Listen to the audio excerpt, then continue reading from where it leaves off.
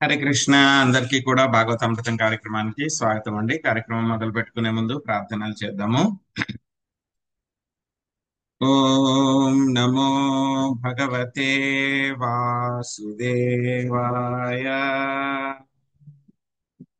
ఓం నమో భగవతే వాసుదేవాయ.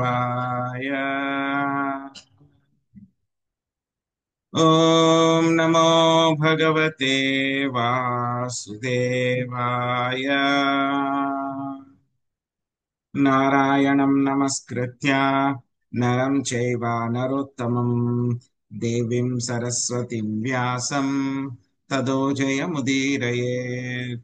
శృణ్వతాం స్వకదా కృష్ణ పుణ్యశ్రవణ కీర్తన హృదయంతస్థో హి అభద్రాణి విధునోతి సహృత్సతాం.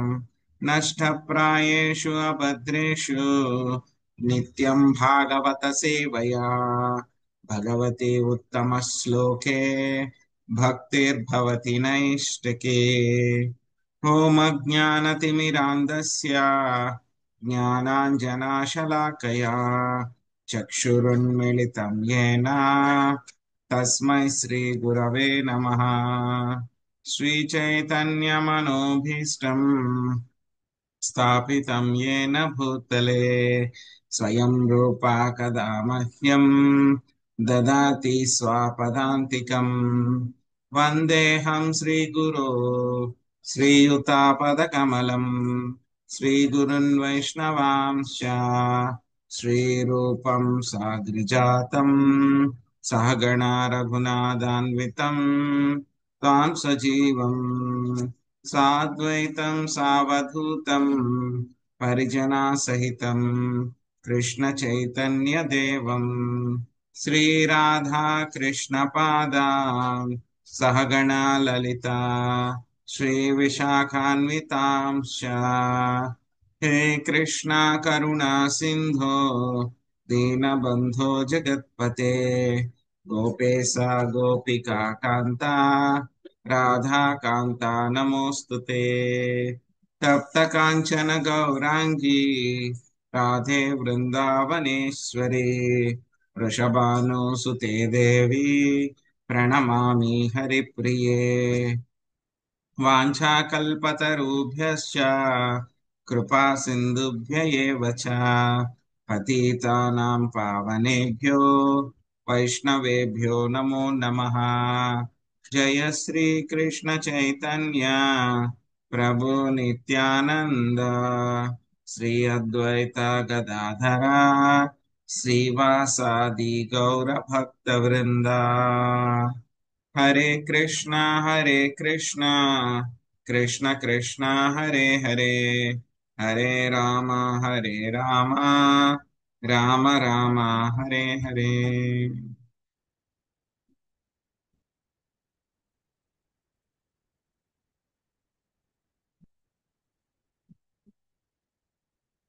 హరే కృష్ణ. సో ఈ రోజు మనం శ్రీమద్ భాగవతము సప్తమ స్కందంలో 14వ అధ్యాయము 11వ శ్లోకం నుంచి నేర్చుకోవడానికి ప్రయత్నిద్దాము. ఈ యొక్క అధ్యాయం పేరు ఆదర్శ గృహస్థ జీవనము, ideal family life.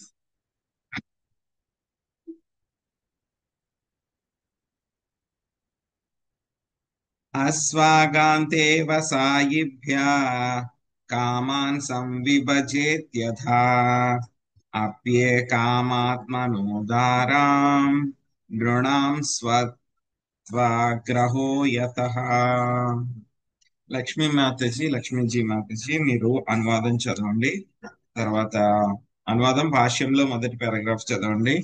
Jayalakshmi Mataji మీరు భాష్యంలో రెండో పారాగ్రాఫ్ చదవండి. హరే కృష్ణ ప్రభుజీ, దండవత్ ప్రణామాలండి. కుక్కలను పతితులను చండాలులతో సునకమాంసం తినువారు పాటు అస్పృశ్యులను తగిన జీవనావశ్యకమునిచ్చి గృహస్థులు పోషింపవలెను. అత్యంత సన్నిహితురాలకు భార్యనైనను గృహస్థుడు అతిథులు జనుల సేవలో నెలకొల్పవలెను. భాష్యం. నవీన సమాజంలో కుక్క ఇంటిలో ఒక భాగముగా భావింపబడినప్పటికీ వైదిక గృహస్థ జీవనం నందు అది అంటరానిదే. ఇచ్చట పేర్కొనబడినట్లు కుక్కకు తగిన ఆహారం ఇచ్చి పోషింపవచ్చును గాని ఇంటిలోనికి ప్రవేశింపనీయరాదు. అయినచో ఇక పడక గదిలో అనుమతించడి విషయమును గూర్చి నేరుగా చెప్పునదేమున్నది? అస్పృశ్యులకు చండాలురకు కూడా వారి జీవనావశ్యకములను తప్పక వసగవలెను. ఈ సందర్భమున యథా అనగా తగినంతగా అను పదప్రయోగము జరిగినది. వారికి అనవసరమునకు మించి ధనము నొసగరాదు. లేనిచో వారు దానిని దుర్వినియోగపరుతురు. ఉదాహరణకు ప్రస్తుతము శూద్రులకు ఎక్కువ జీతము వసగబడుతున్నది. దానిని వారు జ్ఞాన సముపార్జనకు, జీవన పురోగతికి వాడక మద్యపానమునకు, ఇతర పాపకర్మలకు ఉపయోగింతురు. చాతుర్వర్ణం మయా సృష్టం గుణకర్మ విభాగసః అని భగవద్గీత 4.13 యందు తెలుపబడినట్లు జనులు గుణకర్మలను అనుసరించి 4 వర్ణములు ఉండవలెను. అల్పగుణములు కలిగిన జనులు గొప్ప మేధస్సు అవసరమయ్యేడి కర్మను చేయజాలరు. వారి గుణకర్మలను బట్టి అటువంటి వర్ణము వారు కూడా అవసరమైనప్పటికీ ప్రతి ఒక్కరికి జీవనావశ్యకములను వసగవలెనని ఇచట చెప్పబడినది. నేటి సామ్యవాదులు ప్రతి ఒక్కరికి జీవనావశ్యకములను అందించవలెనని విషయమునకు అనుకూలురైనను దానికి మానవులనే పరిగణింతురు, కానీ జంతువులను కాదు. కానీ భాగవత సిద్ధాంతము అత్యంత విశాల దృక్పథము కలిగినట్టిది. జీవనావశ్యకములను మంచి చెడు విచక్షణ లేకుండా ఎల్లరకు మానవునికి, పశువుకు కూడా వసగవలెనని భాగవతము ఉపదేశించినది. హరే కృష్ణ ప్రభుజీ. థ్యాంక్ యూ అండి. హరే కృష్ణ ప్రభుజీ, దండవత్ ప్రణామాలు. జనులు సేవలో భార్యను కూడా నిలుపుటకు ఎందలి భావం ఏమనగా ఆమెతో గల సన్నిహిత సంబంధమును లేదా ఆమె ఎడ గల అమితానురాగమును భర్త నెమ్మదిగా విడవవలెను. అట్టి సన్నిహిత సంబంధం వలనే భార్యను దేహములో అర్ధభాగమునగు లేదా తనతో సమానమగు భర్త భావించుచుండును. పూర్వం చెప్పబడినట్లు స్వామి స్వభావమును చివరకు తన కుటుంబము పట్లను విడవాల్సి ఉన్నది. భౌతిక జీవన స్వప్నమే జన్మ మృత్య చక్ర బంధమునకు కారణము కనుక అట్టి స్వప్నముకు విడిచిపెట్టవలెనని అందువలన ఇచ్చట చెప్పబడినట్లు మానవ జన్మ యందు భార్యతో గల అనురాగమును పురుషుడు విడవవలెను. హరే కృష్ణ ప్రభు. థ్యాంక్ యూ ప్రభు.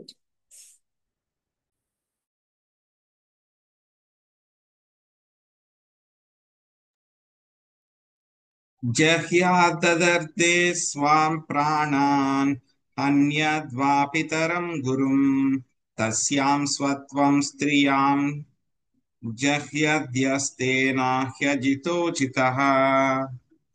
ఎం లక్ష్మీదేవి మాతజీ అనువాదం భాషించదండి.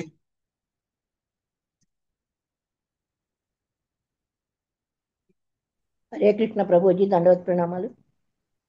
పురుషుడు తన భార్యను తనదనుచు ఎంత గంభీరముగా తలుచుననగా ఆమె కొరకు అతడు తన ప్రాణమునే విడుచును, లేదా తల్లిదండ్రులు గురువుతో పాటు ఎవ్వరినైనాను సంహరించును. కనుక ఎవ్వడేని అట్టి భార్య ఎడ అనురాగమును విడిచినచో అద్యుతుడైన భగవంతుని కూడా జయింపగలడు. భాష్యము: తన భర్త తన భార్య పట్ల అమితానురాగము కలవాడై ఉండును. కనుక భార్యతో సంబంధమును విడిచిపెట్టుట అత్యంత కఠినము. కానీ భగవత్ సేవార్థము ఎవడేని ఆ సంబంధమును ఏదో ఒక విధముగా విడిచిపెట్టగలిగినచో అజితుడైన భగవంతుడు స్వయముగా ఆ భక్తుని అధీనంలోనికి వచ్చును. ఇక భగవంతుడే భక్తుని ఎడ ప్రసన్నుడైనచో పొందవలసినది ఏముండును? కనుక పురుషుడు పుత్ర కళాత్రుల ఎడ గల అనురాగమును విడిచి ఎందులకై భగవంతుని ఆశ్రయించరాదు? ఇందులో నష్టపోయేది ఏమున్నది? గృహస్థ జీవనమనగా భార్యానురక్తి అని భావము. ఇక సన్యాసం అనగా భార్య పట్ల విరుక్తి, కృష్ణానురక్తి అని అర్థము. హరే కృష్ణ ప్రభుజీ, ధన్యవాదాలు. కృమి విడ్భస్మనిష్టాంతం వేదం తుచ్చం కళేవరం క్వతాదీయారతిర్భార్యా వాయమాత్మానభశ్చదిః. శశికళ మాతజీ మీరు అనువాదము తర్వాత భాషించదము. హరే కృష్ణ ప్రభుజీ, ప్రణామం. భార్య దేహము చివరకు క్రిములుగను మలముగను లేదా బూడిదగా మారిపోవు. కనుక తగిన ఆలోచన ద్వారా పురుషుడు ఆమె పట్ల ఆకర్షణను విడువవలెను. తుచ్చమైన ఆ దేహమునకు గల విలువ ఎక్కడ? ఆకాశం వలె సర్వవ్యాప్తమై ఉండేది పరమాత్మని మహాఘనత ఎక్కడ? భాష్యం. ఇచ్చట కూడా అదే విషయం నొక్కి చెప్పబడినది.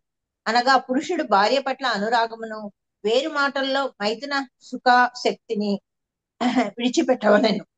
బుద్ధిమంతుడైనచో పురుషుడు భార్య దేహము కేవలం ఒక పదార్థం ముద్దయనియు, చివరకు అది క్రిములు, మలము లేదా బూడిదగా మారిపోననియు తెలుసుకొనగలరు.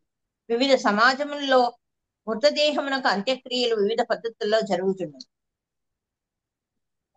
కొన్ని సమాజములలో మృతదేహమును రాబందులకు ఆహారము వేయుదు. అప్పుడు దేహము రాబందుల మలముగా మారిపోవు. ఒకప్పుడు మృతదేహమును అట్లే వదిలివేయగా క్రిములు దాన్ని భక్షించును. కొన్ని సమాజములలో మృతదేహమును వెంటనే దగ్ధం చేయుదు. అప్పుడు అది బూడిదిగా మారిపోవును. ఏ విధంగా చూచినను మనుజుడు బుద్ధి కుశలతతో దేహమునకు పరముగా నుండి ఆత్మను పరిశీలించినచో దేహమునకు విలువేమున్నది? అంతవంత ఇమే దేహ నిత్యసోక్త శరీరిణ. దేహం ఏ క్షణమైనను నశింపవచ్చును, కానీ ఆత్మ నిత్యమైనది. కనుక మనుజుడు దేహాశక్తిని విడనాడి ఆత్మయడ అనురక్తిని పెంచుకొనినచో అతని జీవితం సఫలమవును. ఇది కేవలం పర్యాలోచనకు సంబంధించిన విషయం. హరే కృష్ణ ప్రభు. ధన్యవాదాలు. హరే కృష్ణ.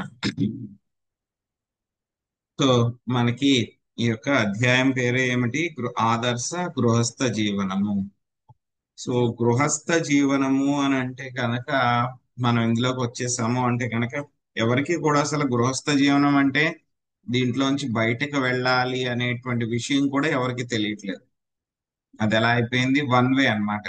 రావడానికి ఉంటుంది కానీ బయటకు వెళ్ళడానికి లేదు. ప్రహ్లాద్ మహారాజ్ అదే చెప్పారు కదా. హిరణ్యకశిపుడు అడిగినప్పుడు ఏమిటి నువ్వు బాగా నేర్చుకున్నటువంటి విషయాల్లో ఏమిటి ముఖ్య విషయం ఏమిటి అంటే కనుక ఆయన మొట్టమొదటి చెప్పింది ఏంటి? గృహం అనేటువంటిది ఒక అంధకూపము. ఎవరైనా దాంట్లో పడిపోతే కనుక ఇంకా బయటపడడం అనేటువంటిది ఉండదు అని చెప్తారనమాట. సో అక్కడ ప్రహ్లాద్ మహారాజ్ చెప్పారు. కానీ ఈ అధ్యాయంలో ఏం చెప్తున్నారు? అటువంటి గృహం నుంచి కూడా మనం ఏ విధంగా బయటపడాలి అని అంటే కనుక ఏదో ఒక రోజులో చేసేస్తే బయటపడిపోవడం అనేటువంటి జరగదు. దానికి ఏముండాలి? ముందు నుంచే ఒక పద్ధతి ఉండాలి, ఒక ప్రణాళిక ఉండాలి. అన్నిటికంటే ముందు బయటకు వెళ్ళాలి అని తెలియాలి, ఆలోచన ఉండాలి, వెళ్ళాలి అని చెప్పి ప్రయత్నం ఉండాలి. ఈ మూడు కూడా ఉండాలి. ఈ మూడు కూడా ఉంటే కనుక అప్పుడు మనం ప్రయత్నిస్తాం అన్నమాట. సో ప్రయత్నించినప్పుడు ఏమవుతుంది? మనము నారదముని లాంటి గొప్ప మహాత్ములు, గురువులు ఎవరైతే ఉన్నారో వాళ్ళ దగ్గర ఆశ్రయం తీసుకుంటే కనుక వాళ్ళు చెప్తారనమాట, నువ్వు గృహస్థాశ్రమంలో ఉన్నా సరే నువ్వు ఎలా బయటపడగలవు అనేటువంటి విషయం చెప్తారు. అదే మనకు కొన్ని అధ్యాయాల్లో చెప్తున్నారు. ఈ గృహస్థాశ్రమం గురించి పర్టికులర్ గా మనకి ఒక అధ్యాయంలో చెప్తున్నారు అనమాట. సో మనకి ఏం చెప్తున్నారు? 11వ శ్లోకంలో మిగతా వాళ్ళందరినీ, గృహస్థ అనేటువంటి వాడు ధన సముపార్జన చేస్తాడు కాబట్టి మిగతా వాళ్ళందరినీ కూడా పోషించాల్సినటువంటి బాధ్యత గృహస్థకు ఉంది. సో కాబట్టి గృహస్థు ఏం చేయాలి? మిగతా వాళ్ళు ఎవరైతే కనుక శూద్రులు, చండాలురు ఎవరైతే ఉన్నారో వాళ్ళందరినీ కూడా తగిన విధంగా పోషించాలి. అంటే కనుక వాళ్ళకి ఇష్టం వచ్చినట్లు ఇంట్లో ఉన్నాయన్నీ పెట్టేయడం అని కాదు. వాళ్ళందరికీ కూడా ఏంటంటే కనుక ఆహారాన్ని వాళ్ళకి ఎంత అవసరం అయితే కనుక అంత ఆహారాన్ని ఏం చేయాలి? వాళ్ళకి సప్లై చేయాలి. ఆహారాన్ని సప్లై చేసేటప్పుడు ఏం చేయాలి? తనకి ఎంతో ఇష్టమైనటువంటి భార్యను కూడా ఏం చేయాలి? వాళ్ళందరికీ కూడా ఆహారాన్ని తయారు చేసి పంచిపెట్టడానికి కూడా ఆ భార్య యొక్క సేవలని ఉపయోగించాలి. ఆ విధంగా ఏంటి? ఆ భార్యను కూడా వాళ్ళ సేవలో వాడినట్టు అవుతుంది అనమాట. సో ఆ తర్వాత ఏం చెప్తున్నారు? మెల్లగా ఎవరికైనా సరే ఏమిటి? భార్య అంటే కనుక అంటే భర్తకి భార్య, భార్యకి భర్త ఒకళ్ళకొకళ్ళు అంటే చాలా ఆసక్తి ఉంటుంది అనమాట. అసలు కుటుంబం అనేటువంటిది నిలబడాలి అంటే కనుక అన్నిటికంటే కూడా సెంట్రల్ పాయింట్ ఏమిటి? యొక్క మైథున భావము. యొక్క మైథున భావం నుంచి బయటపడాలి అంటే కనుక మెల్లగా ఏం చేయాలి? భార్య పట్ల, లేకపోతే భర్తకి భార్య పట్ల, భార్యకి భర్త పట్ల కూడా ఆసక్తిని మెల్లమెల్లగా మనము తగ్గించుకోవాలన్నమాట. ఆసక్తి తగ్గించుకోవడం అంటే కనుక మనం వదిలేయడం అని కాదు. సో వాళ్ళతో పాటు చేసేటువంటి ఆ యొక్క సంభోగ కార్యక్రమం మీద ఆసక్తి అనేటువంటిది తగ్గించుకోవాలన్నమాట. సో అదే విషయాన్ని మనకి ఇక్కడ ఉన్నటువంటి శ్లోకాల్లో అంతా కూడా చెప్పారు. మెల్లగా ఆ విధంగా తగ్గించుకుంటే కనుక అప్పుడు ఏమవుతుంది? మనకి భగవంతుడి పట్ల ఆసక్తి పెరుగుతుంది అనమాట. సో ఎంతసేపు అయితే కనుక భార్యకి భర్త పట్ల, భర్తకి భార్య పట్ల ఆసక్తి ఉందనుకోండి, ఇంకా భగవంతుడి పట్ల ప్రేమ గాని ఆసక్తి గాని ఎక్కడి నుంచి వస్తాయి? దాంట్లోనే వాళ్ళు మునిగి ఉంటారన్నమాట. సో అదే విధంగా ఏం చేయాలి? ముందు ఈ యొక్క ఆసక్తిని తగ్గించుకోవాలన్నమాట. సో ఆ విషయాన్ని మనకి ఇక్కడ 3 శ్లోకాల్లో చెప్పారు. ఆ తర్వాత 14వ శ్లోకంలో ఏ విధంగా మనకి లభించినటువంటి దానితోటి ఏ విధంగా సంతోషపడాలి గృహస్థ అనేటువంటి వాడు అనే విషయం చెప్తున్నారు.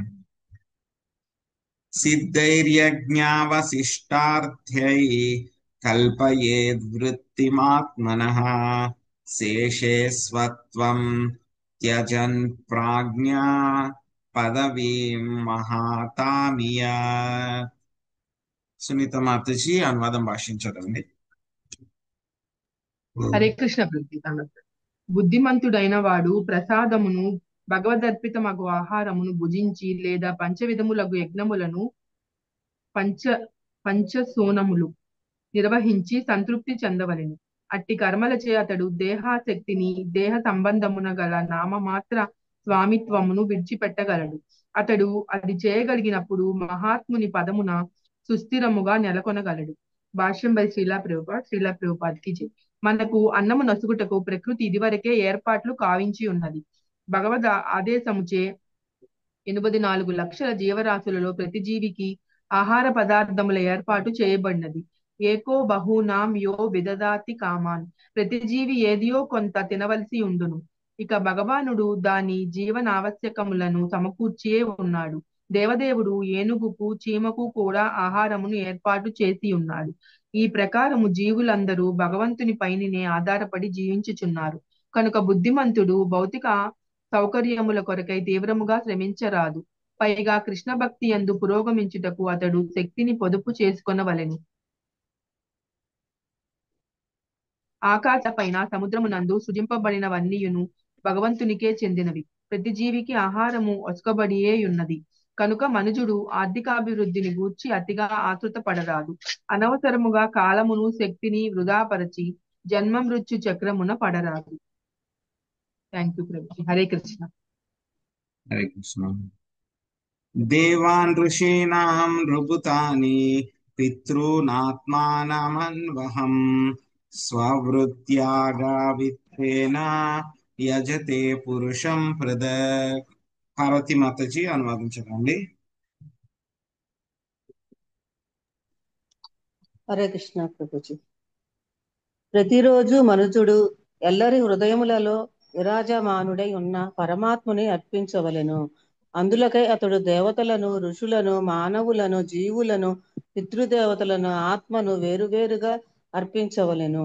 ఈ ప్రకారము అతడు సర్వంతర్యామిని అర్చింపగలడు. Hare Krishna.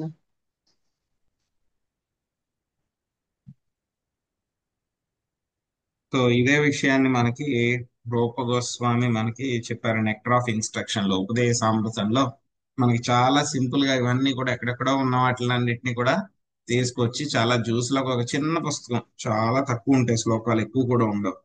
So nectar of instruction ఉపదేశామృతంలో చెప్పారు. ఏం చెప్పారు మనకి? అత్యాహార ప్రయాసశ్చ ప్రజల్పో నియమాగ్రహ జన సంగస్య లౌల్యం చ షడ్భిర్భక్తిర్వినశ్యతి. మొత్తం 6 రకాలైనటువంటి విషయాలు ఉంటే కనుక ఏమవుతుందంట? భక్తి అనేటువంటిది నాశనం అయిపోతుంది, డిస్ట్రాయ్ అయిపోతుంది అనమాట. సో అందులో మొట్టమొదటిది ఏం చెప్పారు? అత్యాహార. అత్యాహార అంటే కనుక తినడం, అతిగా ఆహారాన్ని స్వీకరించడం. సో మనకి ఏదైతే కనుక ఆహారం చాలా ఉన్నదానికంటే చాలా ఎక్కువగా తీసుకున్నాం అనుకోండి, ఏమవుతుంది? కొన్నాళ్ళకి మనకి ఆరోగ్యం పాడవుతుంది. సో ఇంకేమవుతుంది? అతిగా ఆహారం ఎక్కువగా తీసుకుంటే కనుక ఏమవుతుంది? మనకి ఏమొస్తుంది? ఎక్కువ ఆహారం ఎక్కువ తీసుకుంటే ఏమవుతుంది? రాత్రిపూట, మధ్యాహ్నం పూట కానీ ఎక్కువ ఆహారం తీసుకుంటే ఏమవుతుంది? జీర్ణం కాదండి. జీర్ణం కాదు. సో అతిగా ఆహారం తీసుకుంటే కనుక వెంటనే ఏమవుతుంది? నిద్ర వస్తుంది. సో ఎక్కువ తింటున్నారు, నిద్రపోతున్నారు, ఎక్కువ తింటున్నారు, నిద్రపోతున్నారు. ఇంకా భగవంతుడికి మీరు ఎప్పుడు టైం స్పెండ్ చేస్తారు ఇంకా? సో అందుకని ఎక్కువ అతిగా ఆహారం తీసుకోకూడదు అన్నారు. అదే భగవద్గీతలో కూడా మనకి శ్రీకృష్ణ భగవాన్ కూడా అదే విషయం చెప్పారు. యోగాభ్యాసం చేసేవాడు అతిగా గాని మరి తక్కువగా గాని చాలా ఎక్కువగా కూడా ఆహారం తీసుకోకూడదు, చాలా తక్కువగా కూడా ఆహారం తీసుకోకూడదు. చాలా ఎక్కువగా నిద్రపోకూడదు, అసలు నిద్రపోకుండా కూడా ఉండకూడదు. సో ఏదైనా సరే ఎలా చేయమన్నారు? యోగాభ్యాసం చేసేవాడిని సమానంగా చెయ్యాలి, నియమితంగా చెయ్యాలి అని చెప్పారు. అదే విషయాన్ని మనకి రూపగోస్వామి కూడా ఇక్కడ చెప్తున్నారు. సో ఏదైనా సరే మనకి శరీరానికి మనకి ఎంతైతే గనక పోషణకు కావాలో అంతవరకు మాత్రమే ఆహారం స్వీకరించాలి. రెండవది అత్యాహార అంటే కనుక రెండవది ఏంటి? ధనాన్ని కూడా మనము ఎంతవరకు అయితే కనుక అవసరమో అంతవరకు మాత్రమే మనం సంపాదించడానికి ప్రయత్నించాలి. అతిగా ఆశపడి ఎక్కువ ఎక్కువ నాకే కాదు, నా పిల్లలకే కాదు, నా మునిమనవులకు కూడా కాదు, నాకు వచ్చే 7 తరాలకు కూడా నేనే ఇప్పుడు డబ్బులు వాళ్ళకి సంపాదించి పెట్టేస్తాను.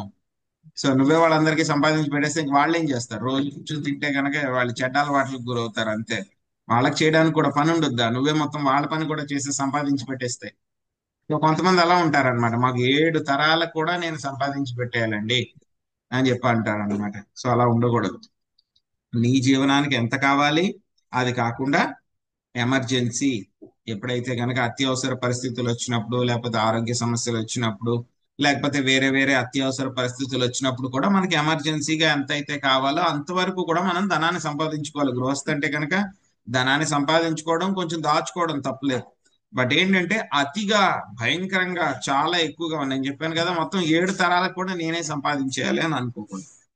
రెండవది ఏంటి అని అంటే కనుక ఇక భౌతిక పరమైన విషయాల కోసము చాలా ఎక్కువగా ప్రయాసపడిపోవడం అన్నమాట. చాలా ఎక్కువ ఆతృత ప్రదర్శించడం. ఒక ఇల్లు కొన్నాడు సరిపోలేదు, రెండో ఇల్లు కొన్నాడు సరిపోలేదు, 3, 4, 10 ఎన్నొచ్చినా సరే ఇంకా సరిపోదు వాడికి.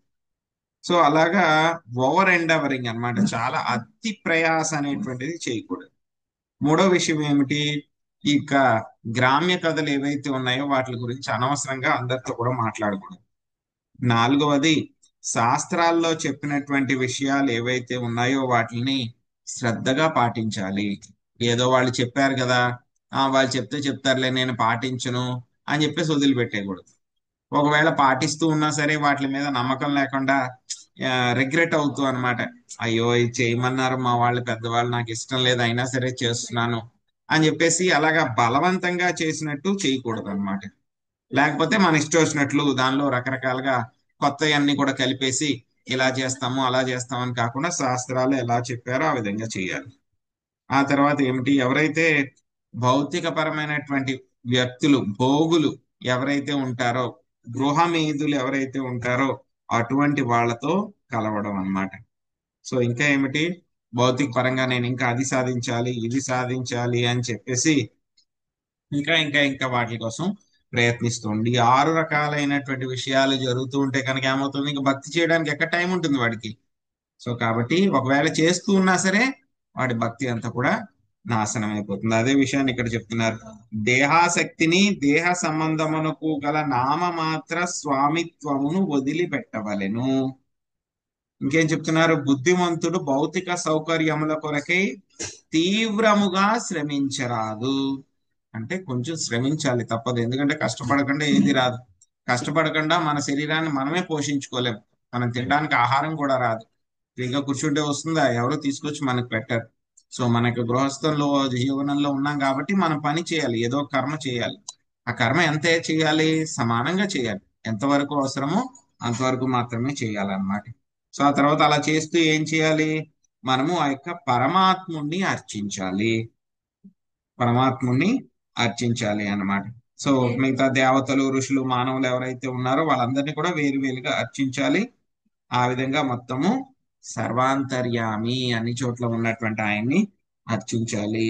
అది కూడా గృహస్థ యొక్క బాధ్యత అని చెప్పి చెప్తున్నారు అన్నమాట. సో ఆ తర్వాత యజ్ఞాలు ఏ విధంగా చెయ్యాలి అనేటువంటి విషయం మనకి 16వ శ్లోకంలో, తర్వాత బ్రాహ్మణులని ఏ విధంగా సంతోషపరచాలి అనేటువంటిది 17, 18 శ్లోకాల్లో చెప్తున్నారు. అవేంటో చూద్దాం. యర్హాత్మనోధికారాధ్య సర్వాస్యర్యజ్ఞ సంపదః వైతానికేన విధినా అగ్నిహోత్రాదినే దినాయచే.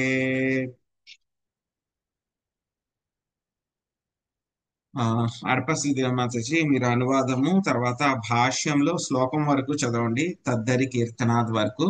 భవానీ మాతాజీ చివరి 2వ పారాగ్రాఫ్ చదవండి.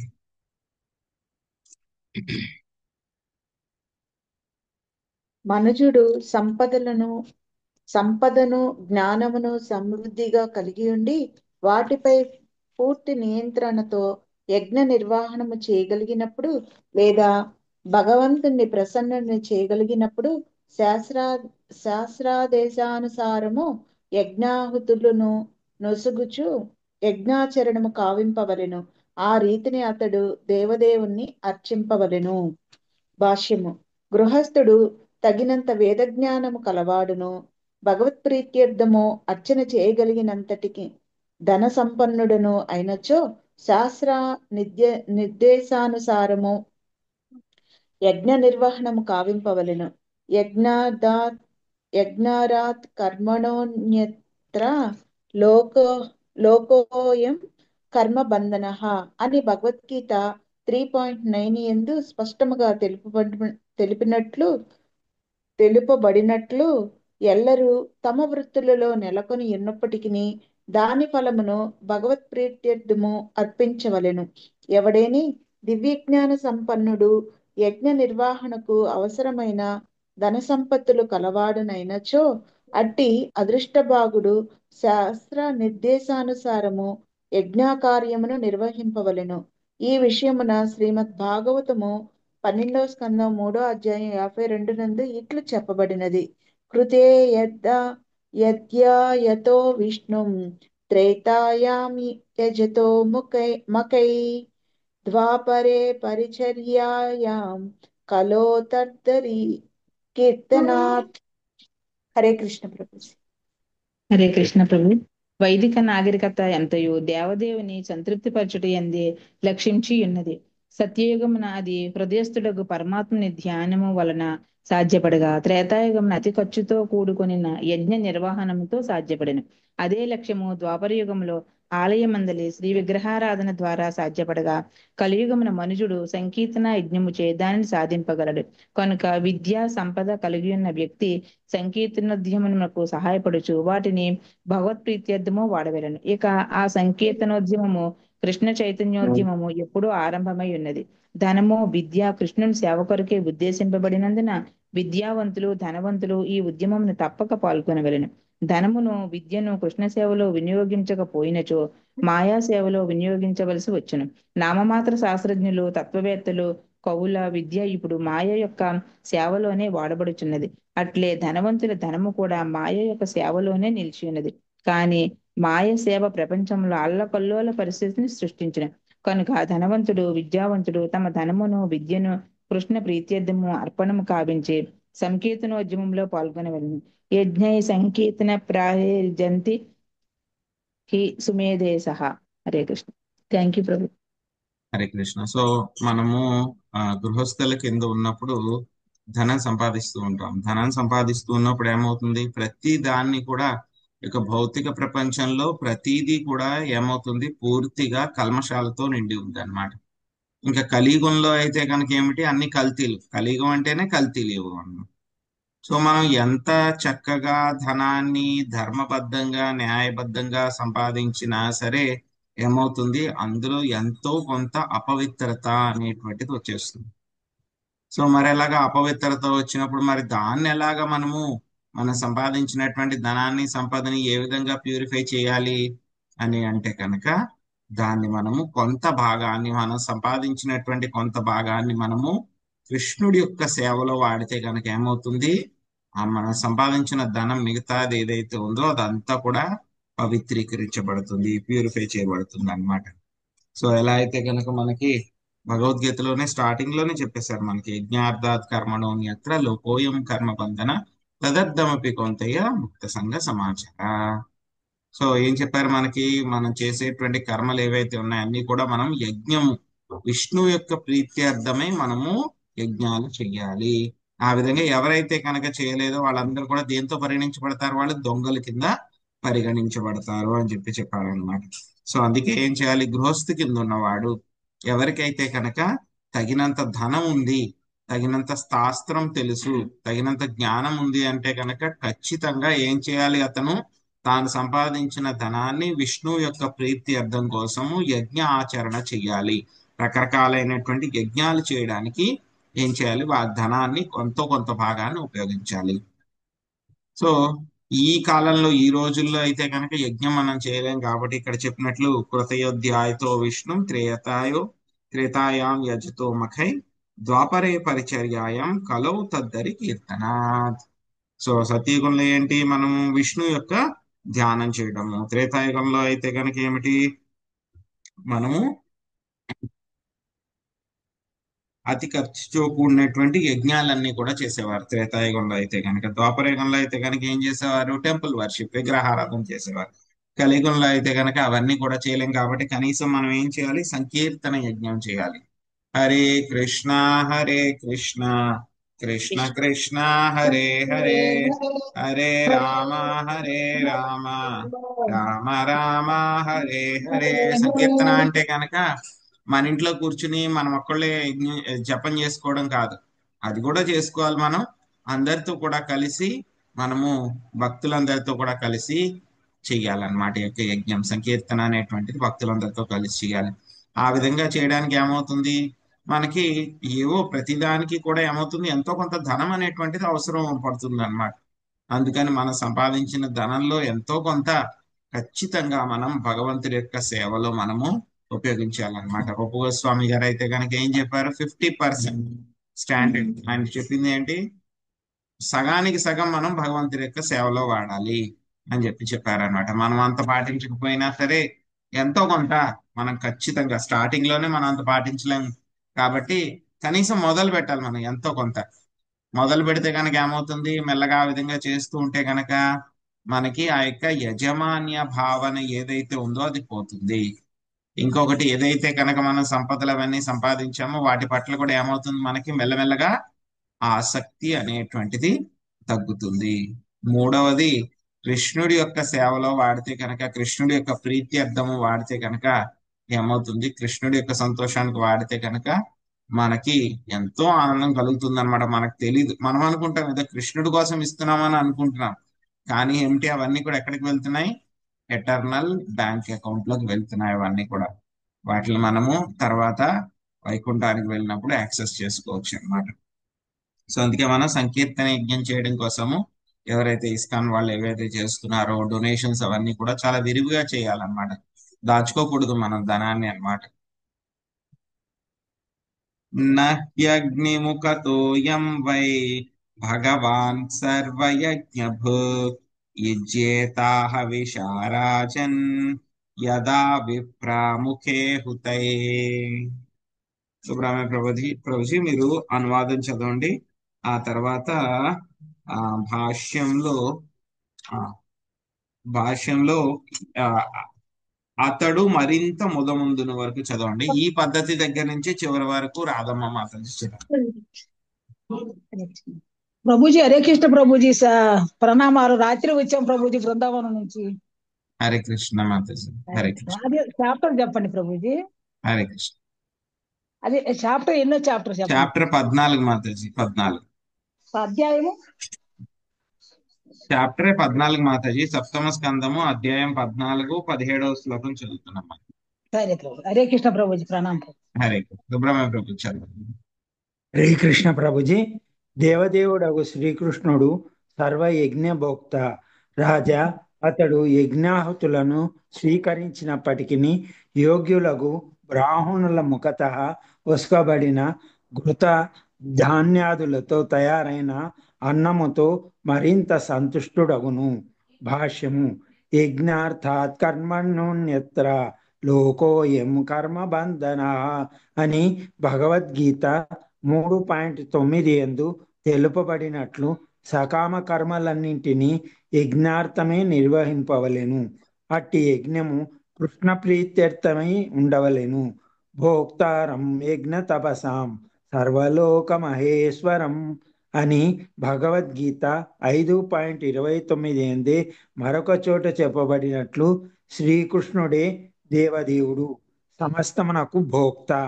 యజ్ఞము కృష్ణ ప్రీత్యర్థమే చేయబడినను ధాన్యమును ఘృతమును అగ్నిలో అర్పించుటకు బదులు ప్రసాద రూపమున తొలుత బ్రాహ్మణులకు పిదప ఇతరులకు వితరణ కావించినప్పుడు అతడు మరింత ముదమందును. హరే కృష్ణ ప్రభుజీ. ఈ పద్ధతి శ్రీకృష్ణుని మిక్కిలి ప్రసన్నుని చేయగలదు. అంతేగాక ప్రస్తుతం ధాన్యమును ఘృతమును ఆహుతులుగా వేసి చేసిడి యజ్ఞ నిర్వహణమునకు అవకాశం తక్కువగా నున్నది. ముఖ్యంగా ఇప్పుడు భారతదేశంలో దాదాపుగా నెయ్యి లేనే లేదు. నెయ్యిని వాడవలసిన చోట జనులు ప్రస్తుతం నూనెతో తయారు చేసిన పదార్థమును వాడుచున్నారు. కానీ నూనెని యజ్ఞంలో హవిస్సుగా వాడరాదు. కలియుగంలో ధాన్యము ఘృతములు క్రమముగా తగ్గిపోవచ్చున్నవి. వాటిని తగినంత ఉత్పత్తి చేయజాలక జనులు చింతామగ్నులగుచున్నారు. ఇటువంటి పరిస్థితులలో శాస్త్రములు యజ్ఞ సంకీర్తన ప్రాయేర్య జంతి సుమేధసః అని ఉపదేశించినవి. సుమేధనులైన వారు సంకీర్తన యజ్ఞం ద్వారా యజ్ఞ నిర్వహణము చేయుదురని దాని భావం.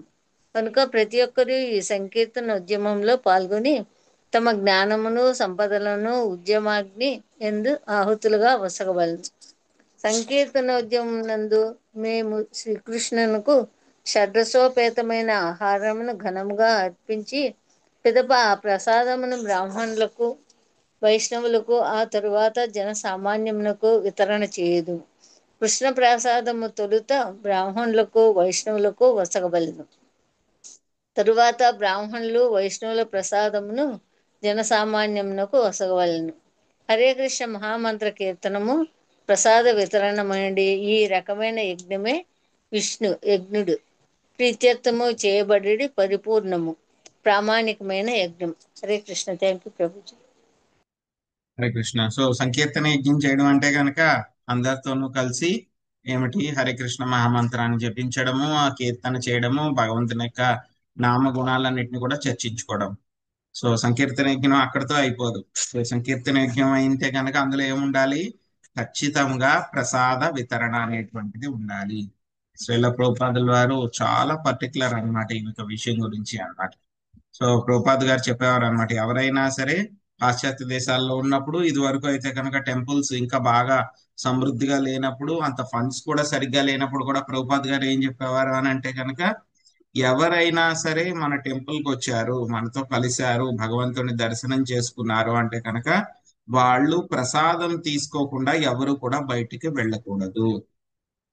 ఏమి ప్రసాదం మీకు పెట్టడానికి లేకపోతే కనుక ఒక చిన్న యాపిల్ ముక్క అయినా వాళ్ళకి పెట్టండి.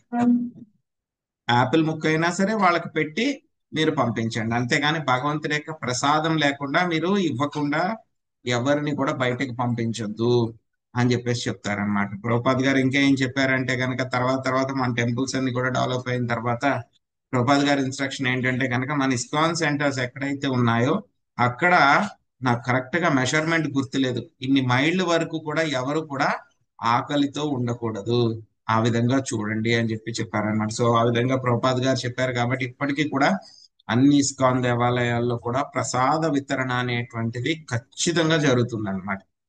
ప్రసాద వితరణ అందరికీ కూడా ప్రసాదం అనేటువంటిది చాలా ప్రొఫ్యూజ్ గా డిస్ట్రిబ్యూట్ చేస్తారన్నమాట. ప్రసాదము అని అంటే కనుక ఏమిటి? అది భగవంతుడి యొక్క కరుణ అన్నమాట. సో ఎప్పుడైతే ప్రభుపాద్ గారు ఈ యొక్క మూమెంట్ మొదలు పెట్టారో కొంతమంది భక్తులను ఎక్కడికి పంపించారంటే ఆస్ట్రేలియాకి పంపించారన్నమాట. ఆస్ట్రేలియాలో పంపించినప్పుడు ఏమైంది? జనరల్ గా ఏంటంటే ఆస్ట్రేలియాలో వాళ్ళ బ్యాక్గ్రౌండ్ ఇప్పుడు కాదు, ఎప్పుడో కొన్ని జనరేషన్స్ ముందు అన్నమాట. ఎవరైతే కనుక బ్రిటన్ లో ఉన్నారో, బ్రిటన్ లో ఉన్న వాళ్ళు ఎవరైతే కనుక బాగా క్రిమినల్స్ ఎవరైతే ఉన్నారో వాళ్ళందరినీ కూడా తీసుకెళ్లి ఏం చేశారంటే ఆస్ట్రేలియాలో వదిలేశారు. సో వాళ్ళ జనరేషన్ నుంచి అలా వచ్చారనమాట. వాళ్ళందరూ కూడా వాళ్ళ ఆరిజిన్ అక్కడే బ్రిటన్ నుంచి వచ్చిన వాళ్ళే అన్నమాట. కానీ ఏంటంటే కనుక ఆ క్రిమినల్స్ ఉన్నారు కాబట్టి అక్కడ ఉండే వాళ్ళు అందరి యొక్క మైండ్ సెట్ ఎలా ఉందంటే ప్రవృత్తి చాలా క్రూయల్ మైండ్ సెట్ ఉందన్నమాట. ఎప్పుడైతే కనుక మన భక్తులు ఎప్పుడైతే కనుక అందరికీ కూడా ఇవన్నీ కూడా చేస్తున్నారో అక్కడ చాలా అవరోధాలన్నీ కూడా పెట్టారనమాట స్టార్టింగ్ లో అన్నమాట. సో ప్రభుపాద్ గారికి వచ్చి అడిగారు శిష్యులు, ఏం చేయమంటారు ప్రభుపాద్, వీళ్ళకి నామం చెప్తున్నా సరే వీళ్ళకి అర్థం అవ్వట్లేదు, మేము ఏ విధంగా వీళ్ళకి చేద్దామన్నా అర్థం అవ్వట్లేదు అంటే ప్రభుపాద్ గారు ఆలోచించారన్నమాట. ఆలోచించి ఏంటంటే మీరేం చేయమన్నారు అంటే కనుక మీరు అందరికీ కూడా వచ్చిన వాళ్ళందరికీ కూడా బాగా ప్రసాదం పెట్టండి, వచ్చిన వాళ్ళందరికీ కూడా బాగా కడుపు నిండా ప్రసాదం పెట్టండి అని చెప్పారు అనమాట ప్రభు. సో శిష్యులు అలాగే అందరికీ కూడా బాగా ప్రసాదం పెట్టారన్నమాట, బాగా డిస్ట్రిబ్యూట్ చేశారు. ప్రసాదం అంటే ఎవరు వద్దనరు కదా. సో కొంతమంది ప్రసాదం కూడా తీసుకోరు, అది వేరే విషయం. మన వాళ్ళు బాగా అతి తెలివితేటలు, ఎక్కువ తెలివితేటలు అయిపోయారు చాలా మంది ఇండియాలో ఉన్నటువంటి వాళ్ళు అన్నమాట. మేము ప్రసాదం తినమండి, ప్రసాదం మేము ముట్టుకోండి, మేము ఇటు వాళ్ళని కాదు అని చెప్పి అంటారనమాట. సో కానీ ఆస్ట్రేలియాలో వాళ్ళకి తెలియదు కదా. సో వాళ్ళు ప్రసాదం తీసుకుని అలా తీసుకుంటూ ఏమైపోయింది, మెల్లగా వాళ్ళందరికీ హృదయాల్లో కూడా ఏమైంది, పరివర్తన అనేటువంటిది రావడం జరిగింది. సో చక్కగా ఇస్కాన్ మూమెంట్ అది కూడా ఎస్టాబ్లిష్ అయింది అనమాట అక్కడ. సో మనకి భాగవతంలోనే ఒక శ్లోకం వస్తుంది ఇంతకు ముందు స్కందాల్లో అన్నమాట. అందులో స్వామి చెప్తారనమాట భాగవతంలో. ఏం చెప్తారు అని అంటే కనుక, నాకు దేవతలకి యజ్ఞంలో వేసిన హవిస్సుల కంటే కూడా నేను బ్రాహ్మణుల ముఖం ద్వారా తీసుకునేటువంటి ఆ యొక్క ఆహారాన్ని తీసుకోవడానికి ఇష్టపడతాను అని చెప్పి చెప్తారనమాట. సో మనం ఎన్ని దానాలు చేసినా సరే చక్కగా మనం వైష్ణవులకి కనుక యొక్క ప్రసాదం పెట్టగలిగితే కనుక, ఎవరో ఒక శుద్ధ భక్తుడికి మనం ప్రసాదం పెట్టగలిగితే కనుక చాలు, ఏమవుతుంది, శ్రీకృష్ణ భగవానుడు ఆయన సాటిస్ఫై అయిపోతారనమాట. సో అదే విషయాన్ని మనకి ఈ శ్లోకంలో చెప్తున్నారు అనమాట. సో నాకు యజ్ఞంలో వేసినటువంటి అవిస్సుల కన్నా బ్రాహ్మణుల ముఖం ద్వారా, అంటే కనుక బ్రాహ్మణులకి ఎవరైనా సరే ఆహారాన్ని ప్రసాదాన్ని పెడితే కనుక నేను చాలా ఎక్కువ సంతోషిస్తాను, బ్రాహ్మణులకి అదేవిధంగా వైష్ణవులకి. సో ఎక్కడైనా సరే ఆహార వితరణ జరగాలంటే కనుక ముందుగా బ్రాహ్మణులకి వైష్ణవులకి జరగాలి, ఆ తర్వాత చిన్నపిల్లలకి జరగాలి, ఆ తర్వాత ముసలి వాళ్ళకి జరగాలి, ఆ తర్వాత స్త్రీలకు జరగాలి. స్త్రీలకు కూడా అయిన తర్వాత అప్పుడు పురుషులకి ఎక్కువ ప్రసాద వితరణ అనేటువంటిది జరగాలన్నమాట. అంతేకాకుండా ఏంటి, జంతువులకి కూడా మనము యొక్క ప్రసాదాన్ని అనేటువంటిది పెట్టాలి. సో ఆ విధంగా పెట్టడం మూలంగా మనం ఏం చేస్తున్నాం, హృదయస్థ పరమాత్ముడు ఆ యొక్క నారాయణ్ణి ఏం చేస్తున్నాం, మనము ఆ విధంగా సాటిస్ఫై చేస్తున్నాం అన్నమాట. సో ఆ తర్వాత మనకి 19వ శ్లోకం నుంచి 33వ శ్లోకం దాకా కూడా గృహస్థు చేయవలసినటువంటి ధర్మ సంబంధ కార్యక్రమాలు ఏవైతే ఉన్నాయో వాటి గురించి మనకి చెప్తున్నారు అనమాట. అవేంటో మనము ఒక్కొక్కటి కొంచెం చూడడానికి ప్రయత్నిద్దాం. కుర్యాదాపర పక్షీయం మాసి ప్రౌష్టాపదే ద్విజః శ్రాద్ధం పిత్రోర్యథా విత్తం తద్బంధూనాం చ విత్తవాన్. సుభారత్న మాతజీ అనువాదం చదవండి. ప్రభు 18 చదివారా? 18 చదవలేదుగా ప్రభుజీ. 19 మాతజీ. 18 అవ్వలేదా? ఓకే 18 చదవండి మాతాజీ. 18 అనువాదం భాష్యం చదవండి. హరే కృష్ణ. ఓ రాజు, కనుక తొలుత ప్రసాదము బ్రాహ్మణులకు దేవతలకు అర్పించవలెను. వారికి ఘనముగా ప్రసాదం ఒసగిన పిమ్మట శక్యానుసారము ఇతర జీవులకు ప్రసాదం వితరణ చేయవలెను. ఈ ప్రకారము నీవు సకల జీవులను అనగా ఎల్ల జీవుల యందును పరమాత్మను అర్పింపగలుగుదువు. భాష్యము. ప్రసాదము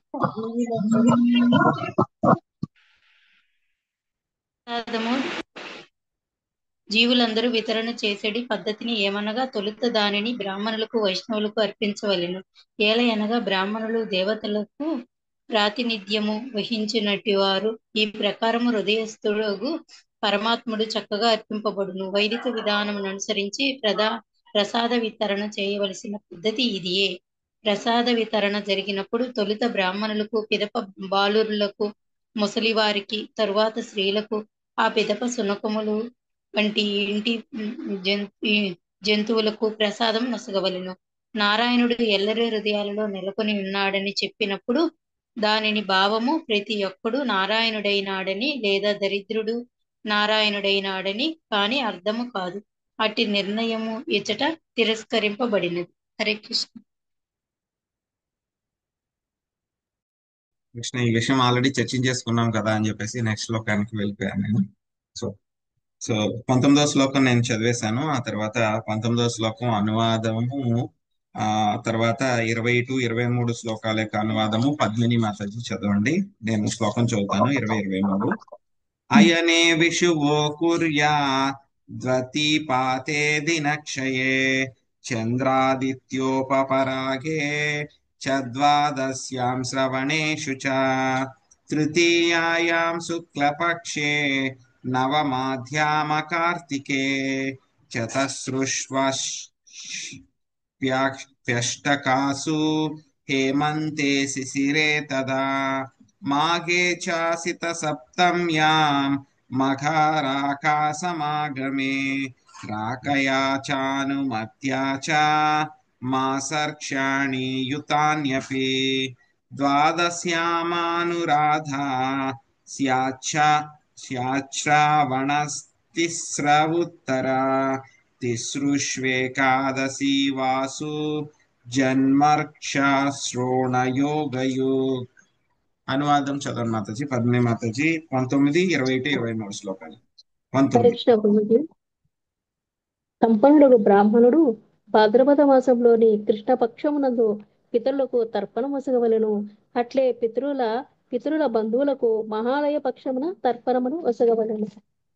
మనుజుడు మకర సంక్రాంతి నాడు సూర్యుడు ఉత్తర దిక్కుగా చరించుటకు ఆరంభించిన రోజు లేదా కర్కట సంక్రాంతి నాడు సూర్యుడు దక్షిణముఖముగా చరిన రోజు శ్రాద్ధ కర్మను నిర్వహించవలను. ఆ కార్యమును మేష సంక్రాంతి రోజు, తుల సంక్రాంతి రోజు, వ్యతిపాతమరడి యోగమునందు 3 తిథులు కలిసిన రోజు, సూర్య చంద్ర గ్రహణ సమయములలో ద్వాదశి రోజు, శ్రవణ నక్షత్రమునందు కూడా చేయవలను. అక్షయ తృతీయ నాడు, కార్తీక శుక్ల పక్ష నవమి రోజు, హేమంత శిశిరములోను 4 అష్టమి తిథులలో మాఘ శుక్ల పక్ష సప్తమి రోజు, మాఘ నక్షత్ర యుక్త పౌర్ణమి యందు, మాస నామ నక్షత్ర యుక్త పౌర్ణముల యందు లేదా చతుర్దశి యందు శ్రాద్ధకర్మను చేయవలను. ద్వాదశి తిథితో కూడినట్టి అనురాధ, శ్రవణ, ఉత్తర పాల్గొని, ఉత్తరాషాఢ, ఉత్తర భాద్రపద నక్షత్రములో ఆ కర్మను చేయవలను. అట్లే ఉత్తర పలుగుని, ఉత్తరాషాఢ, ఉత్తర భాద్రపద నక్షత్ర యుక్తమగు ఏకాదశి యందు, చివరిగా జన్మ నక్షత్ర యుక్తమగు రోజులలో, శ్రవణ నక్షత్ర యుక్తమగు రోజులలో శ్రాద్ధ కర్మను చేయవలను. భాష్యముపై అంతే మాతాజీ. భాష్యం లేదు మాతాజీ. అంతే. హరే కృష్ణ ప్రభుజీ. Thank you. హరే కృష్ణ. హరే కృష్ణ. చందన మాతాజీ 1వ పారాగ్రాఫ్ చదవండి. తర్వాత లక్ష్మీ నాగేశ్వరి మాతాజీ 2వ పారాగ్రాఫ్, స్వప్న మాతాజీ 3వ పారాగ్రాఫ్ చదవండి. హరే కృష్ణ ప్రభుజీ. ధన్యవాద ప్రణామాలు. శ్రీల ప్రపాదుల వారి భాషను శ్రీల ప్రపాదుల వారికి జై. అయినము అనగా పదము లేదా గమనము అనే అర్థం. సూర్యుని ఉత్తరాభిముఖ గమనము ఉత్తరాయణమని, సూర్యుని దక్షిణాభిముఖ గమనము దక్షిణాయమని పిలువబడను. ఇవన్నీ భగవద్గీత 8:24-25 ఎందు పేర్కొనబడినది. సూర్యుడు ఉత్తరాది ముఖంగా వచ్చుట మొదలడి వృశ్చిక రాశిలో ప్రవేశించిన రోజు మకర సంక్రాంతి అనబడను. అట్లే సూర్యుడు దక్షిణాది ముఖంగా వచ్చుట మొదలడి కర్కట రాశిలో ప్రవేశించిన రోజు కర్కట సంక్రాంతి అనబడను. సంవత్సరం మందలి ఈ 2 రోజుల్లో మనుజుడు శ్రాద్ధ కర్మను పునరించవలను. హరే కృష్ణ. హరే కృష్ణ. విషగ సంక్రాంతి అనగా మేష సంక్రాంతి అని అర్థం. ఆ రోజు సూర్యుడు మేషరాశిలోకి ప్రవేశించును. సూర్యుడు తులారాశిలోకి ప్రవేశించిన రోజే తులా సంక్రాంతి. ఈ 2 రోజులు కూడా సంవత్సరంలో ఒక్కొక్కసారి కలుగును. ఇచ్చడే యోగా అను పదము ఆకాశంలో చర్చించినప్పుడు సూర్యచంద్రుల నడుమ గల సంబంధమును సూచించును. యోగమునందు 27 విభిన్న కోణములు కలవు. వానిలో 17వది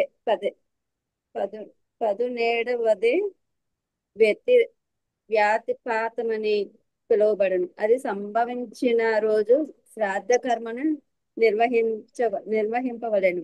సూర్యరేఖాంశమునకు చంద్రరేఖాంశమునకు గల దూరమే తిథి అనబడును. ఒకప్పుడు ఈ తిథి 24 గంటల కన్నను తక్కువ వ్యవధిలో ఉండును. ఒకానొక రోజు అది సూర్యోదయము పిమ్మట ఆరంభమై మర్నాడు సూర్యోదయమునకు ముందే ముగిసినప్పుడు పూర్వ తిథి రాబో తిథులు 2 సూర్యోదయములు మధ్యనున్న 24 గంటల సమయమును స్పర్శించుట జరుగును. అదే త్యాహ స్పర్శ 3 తిథులు కలిసిన రోజు అనబడును. హరే కృష్ణ. హరే కృష్ణ ప్రభుజీ. దండవత్ ప్రణామ్. ఏకాదశి తిథి నాడు పితరులకు శ్రాద్ధ కర్మ చేయరాదని శ్రీల జీవ గోస్వామి పలు శాస్త్రముల నుండి ఉదహరించిరి. తద్దినము ఏకాదశి రోజున వచ్చినచో శ్రాద్ధ కర్మను ఆ రోజుకు బదులు ద్వాదశి నాడు చేయవలెను. ఈ విషయమున బ్రహ్మ వైవర్త పురాణమునందు ఇట్లు చెప్పబడినది. ఏ కుర్వంతి మహీపాల శ్రాద్ధం చైకాదశి దినే త్రయస్తే నరకం యాంతి దాతా భోక్తా చ ప్రేరకః. ఏకాదశి తిథి నాడు పితరులకు శ్రాద్ధ కర్మలు చేసినచో కర్త పితరులు ఎవరి కొరకైతే శ్రాద్ధ కర్మ చేయబడినో పురోహితుడు నరకగాములగుదురు. థ్యాంక్ యూ ప్రభు. హరే కృష్ణ. హరే కృష్ణ. సో ఇక్కడ చెప్పబడినటువంటి తిథులన్నిటిలో కూడా ఏం చేయాలి? శ్రాద్ధ కర్మలు చేయాలి అని చెప్పి చెప్తున్నారు. అదేవిధంగా ఏకాదశి రోజు శ్రాద్ధ కర్మలు చేయకూడదు. ఒకవేళ ఏకాదశి వస్తే కనుక దాన్ని నెక్స్ట్ డేకి మనము షిఫ్ట్ చేసుకోవాలన్నమాట. ఎవరైతే కనుక ఆ విధంగా చేస్తారో ఏకాదశి రోజు శ్రాద్ధ కర్మ పెడితే కనుక వాళ్ళందరూ కూడా నరకానికి వెళ్తారు అని చెప్పి చెప్తున్నారు. సో తర్వాత ఇంకా చూద్దాం. తయేతే శ్రేయసకాల నృణాం శ్రేయో వివర్ధన కుర్యాత్ సర్వాత్మనైతేషు శ్రేయో మోఘం తదాయుషః. రాజేశ్వరి మాతాజీ మీరు అనువాదం చదవండి. భాష్యము భాగ్యలక్ష్మి మాత చదవండి. హరే కృష్ణ మాతాజీ. ప్రభుజీ మాతాజీలకు దండ ప్రణామాలు. ఈ ఈ కాలములన్నీయును మానవునకు పరమ మంగళదాయకములుగా భావింపబడినవి. ఆ మాసముల్లో మనుజుడు శుభకార్యములు నరించవలెను. ఏలయనగా ఆ కార్యముల వలన అతడు తన అల్ప జీవిత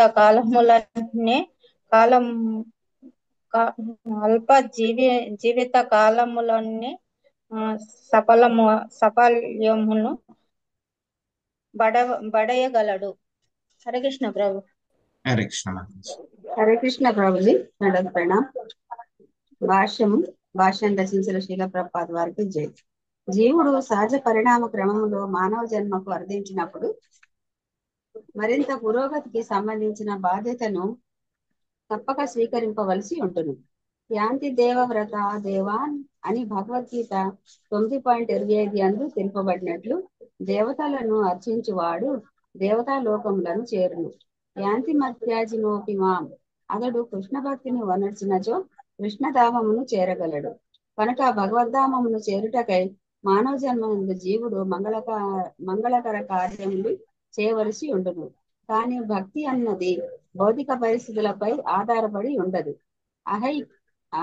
అహైతుక్య ప్రతిహత అయినను భౌతిక పరిధిలో సకామ కర్మల యందు నెలకొనిన వారికి పైన పేర్కొనబడిన కాలములు తరుణములు అత్యంత అనుకూలములైనవి. Thank you Prabhuji. Hare Krishna. దండోత్ Pranam. So ఈ యొక్క సమయాలు ఏవైతే కనుక ఇంతకు ముందు శ్లోకంలో చెప్పారో అవన్నీ కూడా చాలా మంచి సమయాలు. సో అటువంటి సమయాల్లో మనం ఏం చేయాలి? ఇటువంటి కర్మలను చేయాలి, మంచి పనులు చేయాలి అని చెప్పి చెప్తున్నారు అన్నమాట. సో ఇవన్నీ కూడా దేని మీద ఆధారపడి ఉంటాయి? చక్కగా ఆ యొక్క సమయం మీద ఆధారపడి ఉంటాయి. సమయానుకూలంగా మనం ఇవన్నీ కూడా చేయాలి. కానీ ఇక భక్తి అనేటువంటిది ఏమిటి? దానికి ఎటువంటి సమయం అవసరం లేదు. అర్ధరాత్రి లేదు, అపరాత్రి లేదు, మధ్యాహ్నం లేదు, పొద్దున్న లేదు, ఎప్పుడు లేదు. 24 గంటలు. అహైతుకి అప్రతిహత యయాత్మా సుప్రసీదతి. సో దానికి ఎటువంటి కారణం ఉండకూడదు. అది ఎప్పుడు ఏ విధంగా కూడా ఆగకూడదు. Without any motive, without any stop, అంటే ఇంటరప్షన్, బ్రేక్ అనేటువంటిది ఉండదు. సో ఎటువంటి కారణం కూడా ఉండదు దానికి చేయడానికి. నాకు అది కావాలి, ఇది కావాలి, అందుకు చేస్తానని ఏముండదు. ఏం కారణమే ఉండదు. జస్ట్ లైక్ దట్, అంతే. అలా చేసుకుంటూ వెళ్ళిపోవాలి అంతే. సో అప్పుడే మనకి ఒక భక్తి యోగంలో ఒక సక్సెస్ అనేటువంటిది వస్తుంది అన్నమాట.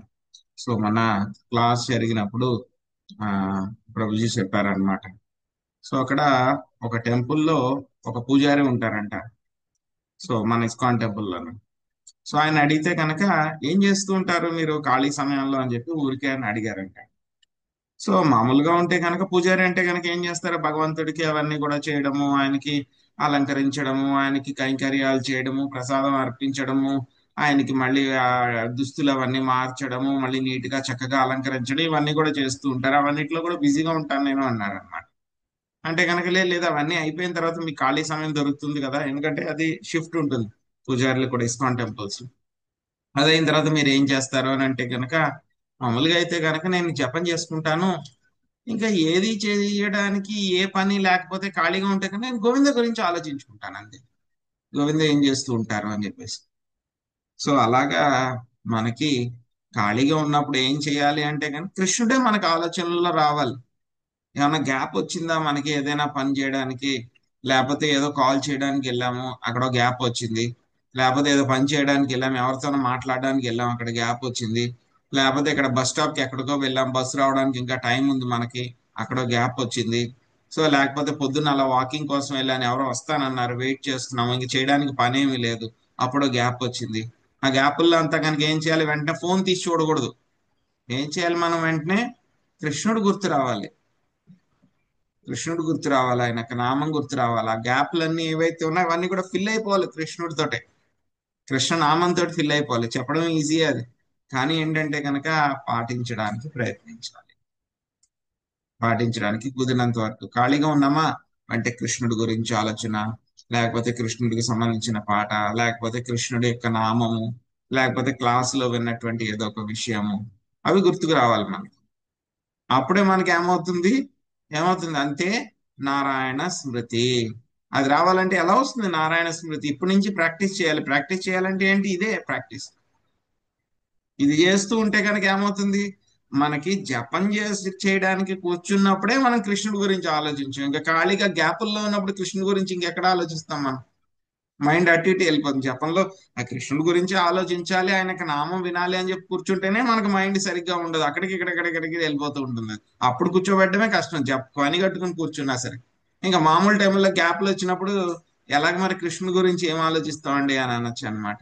అది మనందరి యొక్క పరిస్థితి. కానీ ఏంటంటే కనుక సాధన చేస్తే, ప్రాక్టీస్ చేస్తే ఆ గ్యాప్ లో కూడా మనం కృష్ణుడిని ఎంతో కొంత ఆలోచించగలిగితే, ఏదో ఒకటి కృష్ణుడి ఫోటో చూసాము, లేకపోతే కనుక ఫోన్లో వాల్ పేపర్ కింద కృష్ణుడిని పెట్టుకున్నాము, సో చూస్తే కనుక వెంటనే కృష్ణుడు కదా, ఇలా ఉన్నారు అలా ఉన్నారు. లేకపోతే ఏదో ఒక పాట, ఇంకా చక్కగా అంటే కనుక పాట, ఏదో ఒక మంచి పాట నేర్చుకున్నాం అనుకోండి, ఆ పాట మనకి ఆ సమయంలో, ఎందుకంటే మనకు తెలియకుండానే ఆ మ్యూజిక్ మనకి బ్యాక్గ్రౌండ్ లో ఒకసారి రన్ అవుతుంది.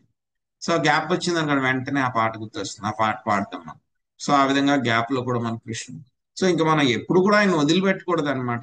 అది మన యొక్క టార్గెట్ అయ్యి ఉండాలన్నమాట. సో ఆ విధంగా కూడా మనం ప్రతి చోట కూడా కృష్ణుని ఎక్కడెక్కడైతే కనుక మన గ్యాప్లు ఉన్నాయో, మాయ ఎక్కడెక్కడైతే వచ్చి కూర్చోవడానికి అవకాశం ఉంటుందో అక్కడంతా కూడా మనం కృష్ణుని కూర్చోబెట్టేయాలి. సో ఎటువంటి భౌతిక పరిస్థితుల మీద కూడా ఇక భక్తి అనేటువంటిది ఆధారపడదు అనమాట.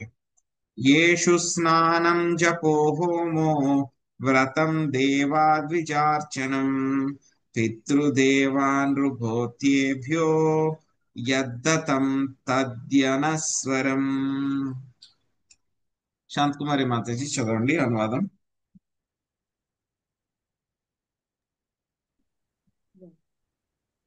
ధర్మరాజా తన యొక్క ఈ సమయమునందు అది 25 మాతాజీ, 25.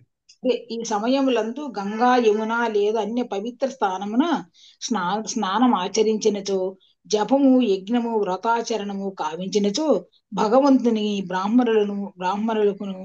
బ్రాహ్మణులను పితృదేవతలను దేవతలను ఇతర ప్రాణులను అర్పించినచో మనుతుడు వసిగిన దానము శాశ్వతముకు లాభదాయకమైన ఫలములను చేకూర్చగలదు.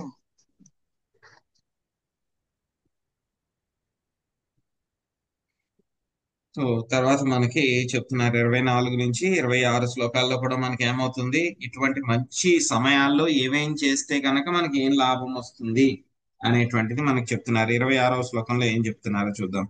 సంస్కార కాలో జాయాయ అపత్యాస్యాత్మనస్తదా ప్రేత సంస్థామృతాహశ్చ కర్మణ్యాభ్యుదయే నృపా. పాశం లక్ష్మీ మాతకి మీరు అనువాదం భాషించుకోండి. హరే కృష్ణ ప్రభుజీ ప్రణామాలు. ధర్మరాజా తన యొక్క భార్య యొక్క సంతానం యొక్క సంస్కార కర్మలు చేసేది సమయమునందు ప్రేత సంస్కారం చేసినప్పుడు లేదా తద్దిన సమయంలో మనుజుడు సకామ కర్మ ఫల వృద్ధికై పైన పేర్కొనబడిన శుభకార్యములను నొర్చవలెను. భాష్యము శ్రీల ప్రభుపాదకి జై. పిల్లల పుట్టినరోజు నాడు లేదా శవదహనం చేసినప్పుడు భార్యతో కూడి చేయవలసిన పనులు సంస్కారములు వేదములందు చెప్పబడినవి. మంత్రదీక్ష వంటి స్వీయ సంస్కార కార్యములు కూడా ఉన్నవి. వాటన్నిటినీ కాలము పరిస్థితులను బట్టి శాస్త్ర దేశానుసారముగా పాటింపవలసి ఉండు. జ్ఞాత్వా శాస్త్ర విధోనోక్తం అని భగవద్గీత ఖచ్చితంగా ఉపదేశించినది. అనగా ప్రతి విషయమున శాస్త్రం నందు సూచించినట్లుగానే నిర్వహింపవలెను. కలియుగమునందు కీర్తన యజ్ఞమనే ఎల్లప్పుడూ చేయవలెనని శాస్త్రములు ఉపదేశించినవి.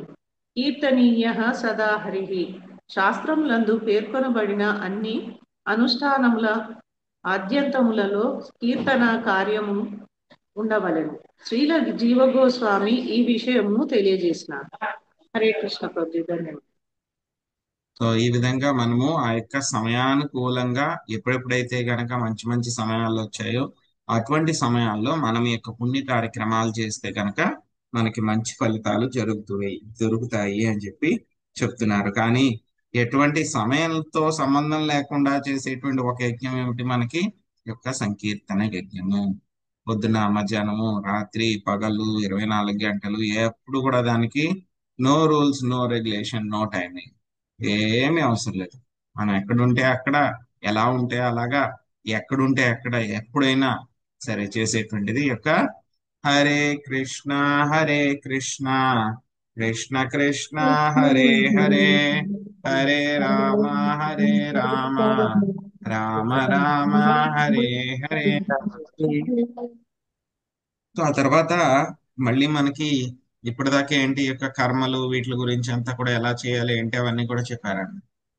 ఆ తర్వాత మనకి ఈ యొక్క ఆధ్యాత్మిక కార్యక్రమాలు మనం ఎక్కడెక్కడ చేయాలి, ఏ విధంగా చేయాలి, ఎప్పుడు చేయాలి, ఎటువంటి ప్రదేశాల్లో చేయాలి అనేటువంటిది మళ్ళీ మనకి చెప్తున్నారు నారదముని. అదేంటనేది మనం రేపు చూద్దాం. హరే కృష్ణ. హరే కృష్ణ ప్రభుజీ. ధన్యవాదాలు. హరే కృష్ణ. ప్రభుజీ 19 నుంచి 33 వరకు ఏం చెప్పారు? గృహస్థ. సో దేశ కాలమాన పరిస్థితులను బట్టి మనం ఎటువంటి ధర్మ సంబంధ కార్యక్రమాలని చెయ్యాలనేటువంటిది 19వ శ్లోకం నుంచి 33వ శ్లోకం దాకా చెప్పారు. ఇప్పటిదాకా కూడా 26 దాకా మనకి కాలం గురించి చెప్పారు. ఆ తర్వాత దేశము అంటే ప్రదేశాల గురించి మనకి ఇక 27 నుంచి 33 దాకా చెప్తారు. హరే కృష్ణ ప్రభుజీ. ఇక్కడ 24 శ్లోకంలో కాలములన్నీ మానవులకు పరమంగళదాయక ఉండకూడవి, ఆ సమయంలో మనుషు శుభకార్యం నొనర్చవలను అంటే అర్థమైంది ప్రభు. సో ఇక్కడ అది ఇంతకు ముందు శ్లోకం మనకి కంటిన్యూషన్ గా ఈ శ్లోకం కదా. సో ఇంతకు ముందు శ్లోకంలో ఏవైతే కనుక సమయాలు చెప్పారో మకర సంక్రాంతి రోజు, కర్క సంక్రాంతి రోజు, అవన్నీ అన్నమాట. అటువంటి సమయాలన్నీ కూడా మంచి రోజులు. సో అందుకే పెద్దవాళ్ళు ఏం చెప్తారు, అటువంటి మంచి సమయాల్లో సూర్యగ్రహణం చంద్రగ్రహణం అయినప్పుడు, మంచి నక్షత్రాలు వచ్చినప్పుడు, శ్రావణ నక్షత్రం వచ్చినప్పుడు, 3 రకాల తిథులు కలిసినప్పుడు, ఏకాదశి రోజులు, సో ఇవన్నీ కూడా మంచి రోజులు అన్నమాట. అప్పుడంతా కూడా మనం మంచి మంచి పనులు చేయాలి. దానాలు చేయడము, యజ్ఞం చేయడము, జపం చేయడము, బ్రాహ్మణులకి ఆహారం పెట్టడము, సో ఇవన్నీ కూడా చెయ్యాలి అటువంటి సమయాల్లో అని చెప్పి చెప్తున్నారు. హరే కృష్ణ. హరే కృష్ణ ప్రభు. ప్రణామాలు ప్రభుజీ. హరే కృష్ణ.